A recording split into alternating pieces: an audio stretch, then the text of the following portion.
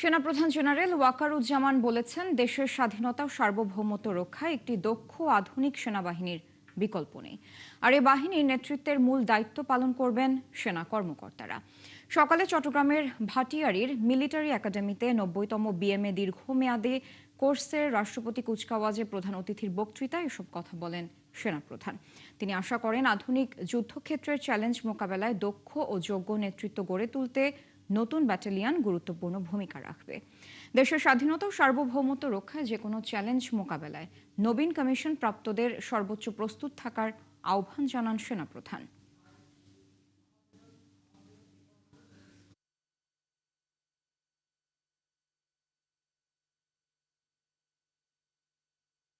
নেতৃত্বের সর্বোচ্চ গুণাবলী যেমন সততা, সত্যবাদিতা, কর্তব্যনিষ্ঠা ও কঠোর পরিশ্রম দ্বারা সেনাবাহিনীর উপর অর্পিত সকল দায়িত্ব তোমরা সর্বোচ্চ আন্তরিকতা ও পেশাদারিত্বের সাথে পালন করবে। তোমাদেরকে যে কোনো ধরনের চ্যালেঞ্জ গ্রহণের জন্য সর্বদা প্রস্তুত থাকতে হবে। পদ্মা সেতুর পিলারের গোড়া থেকে মাটি সরানো নির্মাণ কাজেরই অংশ বলে জানিয়েছেন সড়ক পরিবহন ও সেতু মন্ত্রী শেখ রবিউল আলম। এতে মূল স্থাপনার কোনো ঝুঁকি হবে না বলে দাবি করেছেন তিনি। দুপুরে সচিবালয়ে নিজ দপ্তরে ব্রিফিংয়ে মন্ত্রী আরও জানান, পদ্মা সেতুর নির্মাণ কাজ শেষে পিলারের গোড়া থেকে মাটি সরাতে ঠিকাদারের সাথে চুক্তি ছিল, কিন্তু বিগত সরকারের সময় তারা সেটি করেনি। ওই মাটি এখন সরানো হচ্ছে। মাটি সরালে নাব্যতা ও পরিবেশগত দিক সুরক্ষিত থাকবে বলে জানান সেতুমন্ত্রী। এ সময় তিনি আশ্বাস দেন, আগামী ৪ থেকে ৬ মাসের মধ্যে বাস টার্মিনালগুলোতে পরিবর্তন আসবে। পর্যায়ক্রমে রাজধানীর 4টি টার্মিনাল সরানো হবে। বাস থাকবে ডিপোতে। রাজধানীতে যত্রতত্র বাস কাউন্টার ও যাত্রী ওঠানামা করা যাবে না বলে সতর্ক করেছেন সড়ক পরিবহন ও সেতুমন্ত্রী। মেট্রো রেলের পাশাপাশি মনোরেল নিয়েও সরকার ভাবছে বলে জানান তিনি।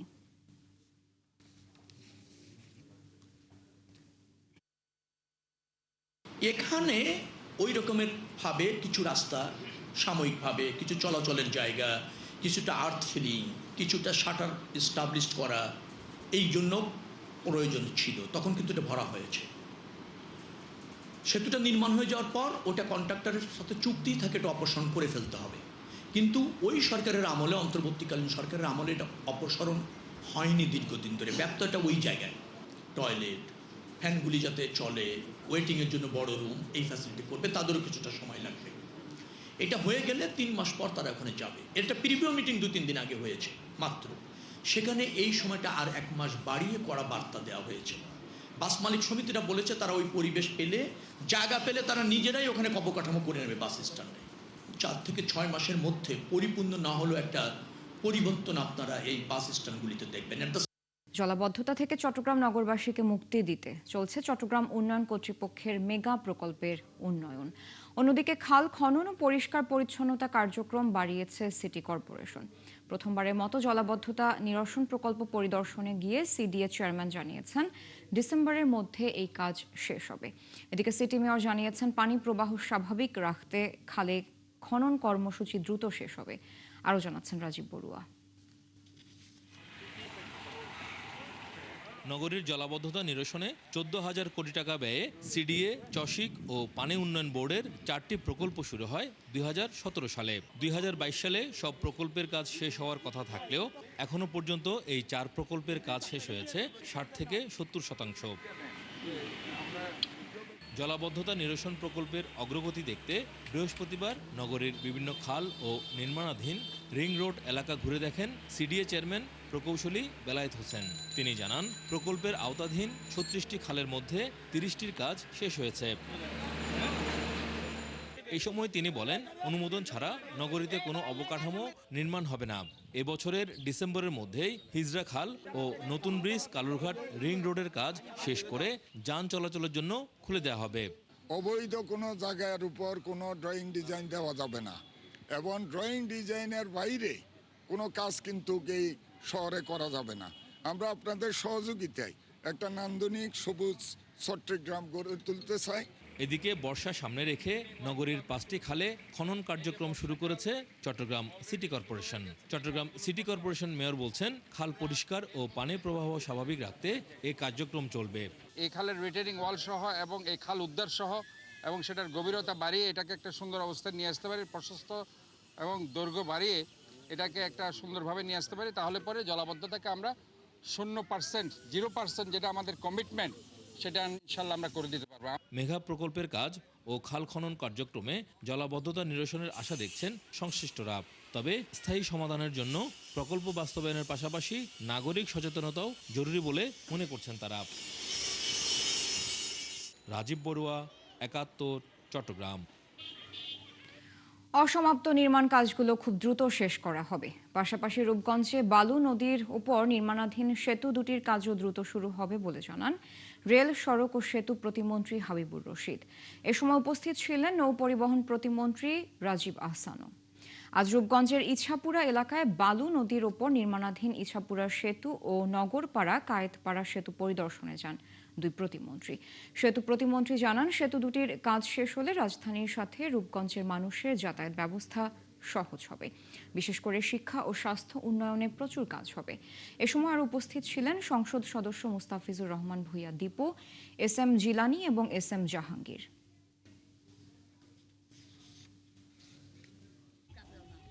কিন্তু এই সরকার নির্বাচিত হওয়ার পর তাদের কমিটমেন্টই ছিল সারা বাংলাদেশের যোগাযোগ ব্যবস্থা উন্নয়ন করা, এবং দীর্ঘদিন এই দুটি ব্রিজ, তারা এই ব্রিজগুলিকে উন্নয়ন হলে, বাস্তবায়ন হলে এই এলাকার মানুষের ভাগ্য উন্নয়ন হবে, এই এলাকার মানুষের যোগাযোগ ব্যবস্থার উন্নয়ন হবে, এবং সাথে সাথে এই এলাকার শিক্ষা, স্বাস্থ্য সকল দিকে উন্নয়নের ছোঁয়া লাগবে। সুনামগঞ্জে 4 লেন সড়ক প্রকল্পের কাজ থমকে আছে সড়কের মাঝখানে দাঁড়িয়ে থাকা বৈদ্যুতিক খুঁটির কারণে। সড়ক ও জনপথ বিভাগ বলছে, খুঁটি সরানোর জন্য বিদ্যুৎ বিভাগকে প্রায় 9,59,00,000 টাকা দেয়া হলেও এখনও কাজ শেষ হয়নি, যে কারণে ঝুঁকি নিয়েই চলছে সড়ক নির্মাণ। শহীদ নূর আহমেদের তথ্য ছবিতে প্রতিবেদন। যানজট নিরসন ও আধুনিক নগর যোগাযোগ ব্যবস্থা গড়ে তুলতে সুনামগঞ্জ পৌর শহরের ট্রাফিক পয়েন্ট থেকে হাসান তরুণ পর্যন্ত 4 কিলোমিটার সড়ক 4 লেনে উন্নীত করছে সড়ক ও জনপথ বিভাগ। 2025 সালে জুলাইয়ে 145 কোটি টাকা ব্যয়ে এই প্রকল্পের কাজ শুরু হয়। তবে সড়কের বিভিন্ন স্থানে শতাধিক বৈদ্যুতিক খুঁটি থাকায় ব্যাহত হচ্ছে নির্মাণ কাজ। সড়ক ও জনপথ বিভাগ জানায়, খুঁটি সরানোর জন্য 2024 সালের জুনে বিদ্যুৎ উন্নয়ন বোর্ডকে 9,59,00,000 টাকা শোধ করা হয়েছে। কিন্তু খুঁটি অপসারণ না হওয়ায় প্রকল্প বাস্তবায়নে দেখা দিয়েছে ধীরগতি। পিডিবির খুঁটি অপসারণে দীর্ঘসূত্রিতার কারণে এবং ডিলের কারণে দেখা যাচ্ছে যে আমরা অনেক জায়গায় রাস্তা সম্প্রসারণের কাজটা আমাদেরকে ব্যাপকভাবে বাধাগ্রস্ত হচ্ছে। এ নিয়ে বিদ্যুৎ বিভাগের দাবি, ভোগান্তি কমাতে পর্যায়ক্রমে খুঁটি সরানোর কাজ চলছে। জনদুর্ভোগ যেন তৈরি না হয়, পাশাপাশি হচ্ছে রাষ্ট্রীয় বিভিন্ন প্রোগ্রাম থেকে ওই সব বিদ্যুৎ ব্যবস্থা সচল রাখতে হবে। প্লাস হচ্ছে সাইট ডেভেলপমেন্ট, মানে খুঁটি ইরেকশনের জন্য আমার সাইট ডেভেলপড অবস্থায় থাকতে হবে। এই তিনটা বিষয়ের সাথে সমন্বয় করতে যে আমাদের দেখা যায় যে কাজের স্পিডটা শাটডাউন থাকলে যেভাবে হতো ওইভাবে হওয়া সম্ভব হচ্ছে না। আর ঠিকাদারি প্রতিষ্ঠান বলছে, খুঁটি সরানো হলেও নির্ধারিত সময়ের মধ্যে প্রকল্পের কাজ শেষ করার চেষ্টা অব্যাহত রয়েছে। ওনারা যদি খুঁটিগুলো অপসারণ করে আমার কাজটা নির্ধারিত টাইমের মধ্যে এবং কাজের গুণগত মান বজায় রেখে কাজটা সমাপ্ত করব। এদিকে পৌরবাসীর অভিযোগ, মল্লিকপুর থেকে ওয়েজখালী পর্যন্ত বিভিন্ন ঝুঁকিপূর্ণ মোড়ে সড়কের মাঝখানে থাকা খুঁটিগুলো দুর্ঘটনার শঙ্কা রয়েছে। এটা অনেকদিন ধরে ভাঙা পড়ে, যে কেউ কাজ ধরে তো ধরে না, এখানে কাজ করার কোনো লোক নাই। এখন পর্যন্ত রাস্তার মধ্যে কুটি এখনো সরানো হয় নাই। কাজে ডেট এনজিন 4 বছর, এই 4 বছরে কাম জীবন শেষ করতে পারতো না। যাতায়াতের ক্ষেত্রে এখানে কিছুটা বিঘ্ন করতে পারে, বিভিন্ন দুর্ঘটনা করতে পারে। 2027 সালের জুনে প্রকল্পের কাজ শেষ হওয়ার কথা রয়েছে। এখন দ্রুত খুঁটি অপসারণের মাধ্যমে নির্মাণ কাজের গতি বাড়ানোর দাবি এলাকাবাসীর। শাকিলা শম্পা, ৭১। রাজবাড়ী দৌলতদিয়া ফেরিঘাট এলাকায় পদ্মায় ভাঙন দেখা দিয়েছে। গত 2 দিনে ঘাট এলাকার প্রায় 50 মিটার নদীতে মিশে গেছে। এরই মধ্যে দৌলতদিয়া 1, 2 ও 3 নম্বর ফেরিঘাট এলাকায় ভাঙন শুরু হয়েছে। এতে হুমকির মুখে নদী তীরের বসতবাড়ি, গুরুত্বপূর্ণ স্থাপনা এবং জনজীবন। মেহেদি হাসানের তথ্য ছবিতে প্রতিবেদন। প্রতিদিনই পদ্মা ও যমুনার রাজবাড়ী পয়েন্টে পানি বাড়ছে। এর প্রভাব পড়েছে দৌলতদিয়ার 1 ও 2 নম্বর ঘাটে। ঘাটগুলোর বিভিন্ন অংশ নদীর তীব্র স্রোতে ভেঙে যাচ্ছে। এরই মধ্যে নদীতে হারিয়ে গেছে অন্তত 50 মিটার এলাকা। এখন ভাঙন ঝুঁকিতে পড়েছে 3 ও 4 নম্বর ফেরিঘাট, লঞ্চঘাট, মসজিদ, স্কুল সহ শত শত বসতবাড়ি ও গুরুত্বপূর্ণ স্থাপনা।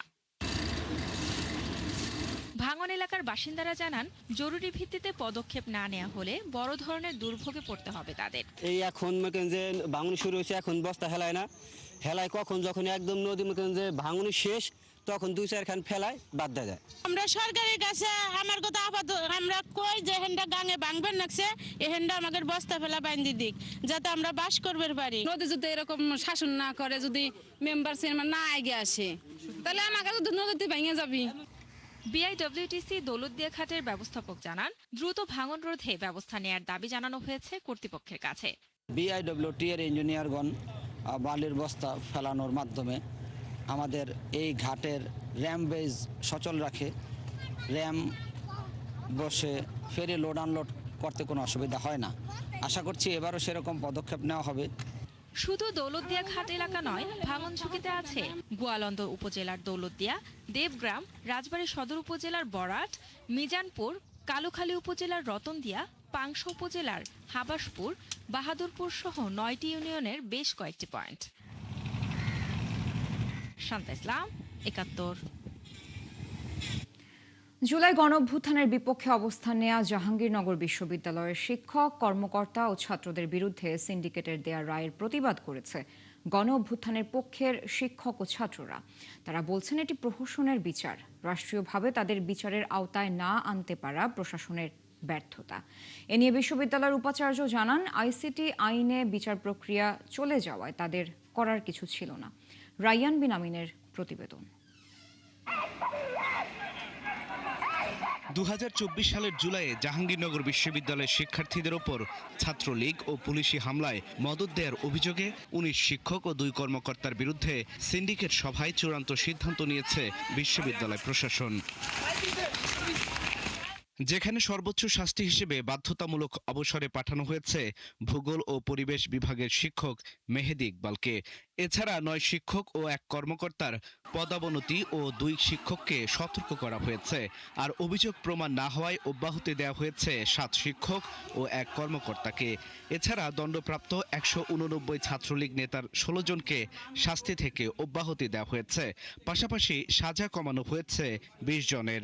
একটা মানুষকে কিভাবে 1 বছরের জন্য শাস্তি দেয়, আমি আসলে সেটা আমার মাথায় আসে না। বিচারের নামে প্রয়োজন হয়েছে এবং আমরা মনে করি যে এই বিচারটি আরো দৃঢ়ভাবে করা যেত। জুলাইয়ের যে হাজার হাজার শহীদ আছে, জুলাইয়ের যে ক্ষতিটা হয়েছে এবং হাজার হাজার যারা ইনজুর্ড আহত, তাদের সাথে এখানে আসলে বেইমানি হয়েছে। এ নিয়ে জাকসু নেতারা জানান, যাদের বিচারের নামে দায় মুক্তি দেওয়া হয়েছে তারাই একদিন বর্তমান প্রশাসনকে কাঠগড়ায় দাঁড় করাবে। ওনারা যেই প্রহসন আজকে শিক্ষার্থীদের সঙ্গে করেছেন, এই গাফিলতি এবং যাদেরকে ওনারা আজকে এই দায় মুক্তি দিয়েছেন, ইতিহাস কথা বলে ওনারা আবার সেই লোকদের দ্বারাই ওনারা আবার সেই একই রকম জুলুমের শিকার হবেন। জুলাই হামলা নিয়ে জাবি প্রশাসনের পক্ষ থেকে কোনো ফৌজদারি মামলা করা হয়নি। রাষ্ট্রীয়ভাবেও বিচার না হওয়ার আক্ষেপ পুলিশের গুলিতে চোখ হারানো জাবি শিক্ষকের। আবু সাইদ মৃত্যুর পর তাকে যারা গুলি করেছে তাদের রায় হয়েছে, সেই পদক্ষেপটা জাহাঙ্গীরনগরে হয়নি। জাহাঙ্গীরনগর বিশ্ববিদ্যালয়ের প্রশাসন এবং সরকার এই ব্যবস্থাটা করতে পারতো, তার মধ্যে আইনগত পদক্ষেপ আরো বেরিয়ে আসতে পারতো যে কারা গুলি করা নির্দেশ দিয়েছিল এবং কারা গুলি করলো। যদিও উপাচার্য বলছেন, আইসিটি আইনে বিচার চলে যাওয়ায় তাদের করার কিছুই ছিল না। মানবতা বিরোধী অপরাধ কিংবা ক্রিমিনাল অফেন্স যেটা আছে সেটা আইসিটির মাধ্যমে কভার করা সম্ভব। সে কারণে আমরা আমাদের বিশ্ববিদ্যালয়ের নিয়মের মাধ্যমে যেটা করা প্রয়োজন সেই পরামর্শটাই অনুযায়ী কাজ হয়। এছাড়া একই সিন্ডিকেট নওয়াব ফয়জুন্নেসা হলে মাদক নেয়ার ঘটনায় 2 নারী শিক্ষার্থীকে 2 বছরের জন্য বহিষ্কার করেছে বিশ্ববিদ্যালয় প্রশাসন। আল ইমরান, ৭১। গাজীপুরের কালিয়াকৈরে একটি তৈরি পোশাক কারখানায় পানি পান করে শতাধিক শ্রমিক অসুস্থ হয়ে পড়েছেন। তাদের চিকিৎসা দেওয়া হচ্ছে কালিয়াকৈর উপজেলা স্বাস্থ্য কমপ্লেক্সে। সকাল 10টার দিকে কালিয়াকৈর উপজেলার চন্দ্রা এলাকার ড্রেসম্যান গার্মেন্টস লিমিটেড কারখানায় এই দুর্ঘটনা হয়। চিকিৎসাধীন শ্রমিকরা জানান, সকালে তারা কারখানার কাজে যোগ দেন। এর মধ্যে কেউ কেউ কারখানায় সরবরাহ করা পানি পান করেন। এরপর ভবনের 4র্থ তলা থেকে শ্রমিকরা অসুস্থ হতে শুরু করেন। পর্যায়ক্রমে ওই ভবনে কর্মরত 100-র বেশি শ্রমিক অসুস্থ হন। এ সময় তাদের উদ্ধার করে কালিয়াকৈর উপজেলা স্বাস্থ্য কমপ্লেক্স সহ আশপাশের বিভিন্ন বেসরকারি হাসপাতালে ভর্তি করা হয়।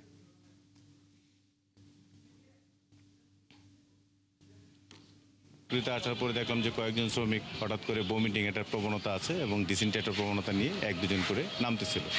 সো আমাদের যেটা ফার্স্ট প্রায়োরিটি সেটা হলো তাদের ট্রিটমেন্ট, তার সুস্থতা।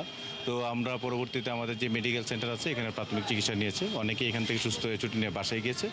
যাদের অবস্থা আরেকটু খারাপ তাদেরকে আমরা সাথে সাথে ট্রান্সপোর্ট দিয়ে আমাদের যে শ্রীফলতলি হসপিটাল আছে ওখানে পাঠিয়েছি। জলাবদ্ধতাটা আমার ওয়ার্কাররা অনেকেই আছে আমার ফ্যাক্টরির আশেপাশেই থাকে। সো ওদের মানে ওয়াটার সেফটি কতটুকু ছিল, কি করছে না করছে সেটা আমার একটা জাস্ট সন্দেহ। আমি তো নিশ্চিতভাবে বলতে পারছি না যে কি হয়েছে।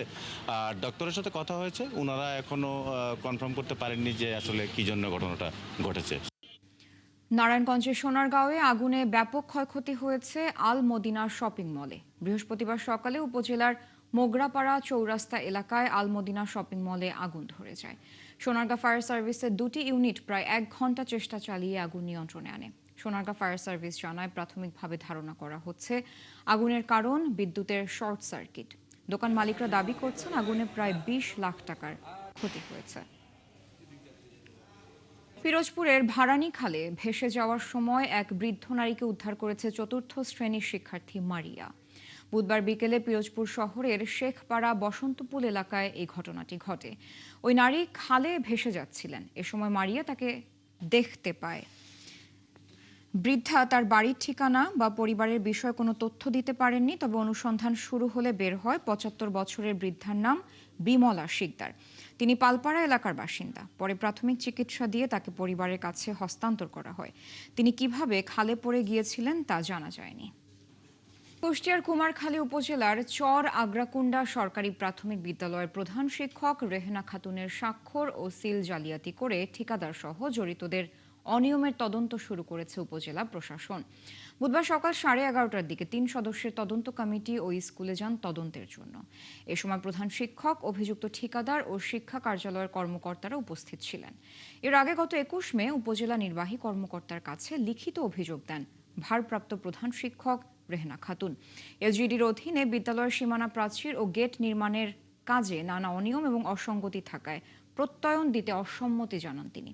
পরে তার সিল ও সই জাল করে এলজিডির কর্মকর্তাদের ম্যানেজ করে বিল তুলে নেয় ঠিকাদার মেসার্স শরীফুল ইসলাম।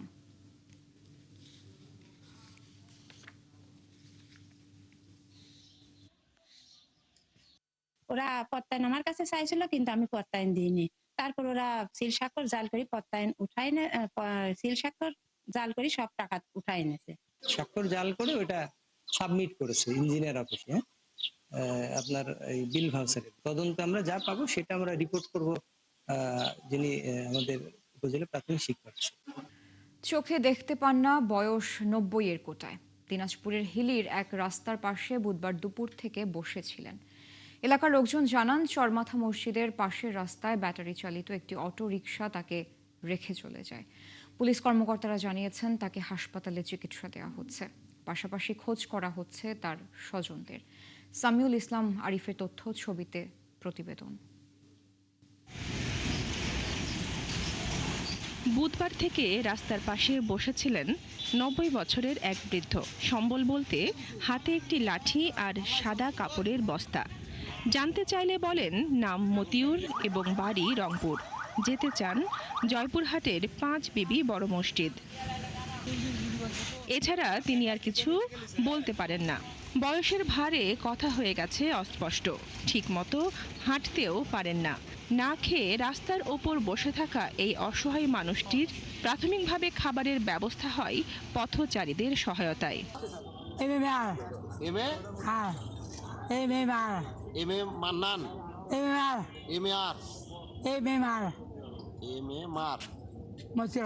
মতিউর রহমান বাড়ি ডালিয়া ব্রিজ। চাচা হাসি দিছে রে, সুন্দর। Dahlia bridge.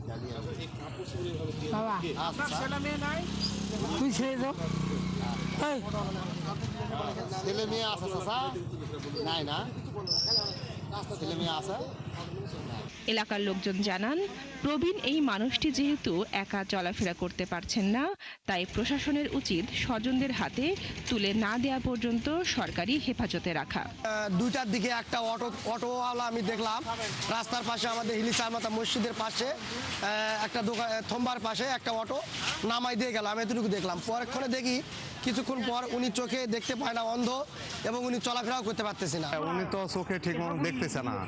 এখন উনি বলতেছে যে কোনো প্রশ্ন করলে বলতেছে আমার বাড়ি ডালিয়া, বা অনেক রাগারাগিও করতেছে। জেলার আইন শৃঙ্খলা রক্ষা বাহিনীর লোকজন জানান, তারা চেষ্টা করছেন ওই প্রবীণের ঠিকানা খুঁজে বের করার। সবাই যেন সামাজিক যোগাযোগ মাধ্যমে সুন্দর একটা ছবি পোস্ট করি, যাতে তার পরিবারের লোকজন তাকে ফিরে পায় তার পরিবারের কাছে। এরই মধ্যে পুলিশ সদস্যরা তাকে চিকিৎসার জন্য হাকিমপুর উপজেলা স্বাস্থ্য কমপ্লেক্সে ভর্তি করেছেন। বনশ্রী হালদার, ৭১। চলছে দেশজোগ সরাসরি সংবাদ অনুষ্ঠান দেখতে চোখ রাখুন ৭১ ফেসবুক পেজ এবং সাবস্ক্রাইব করুন ৭১ ইউটিউব চ্যানেল। থাকুন ৭১-এর সাথেই।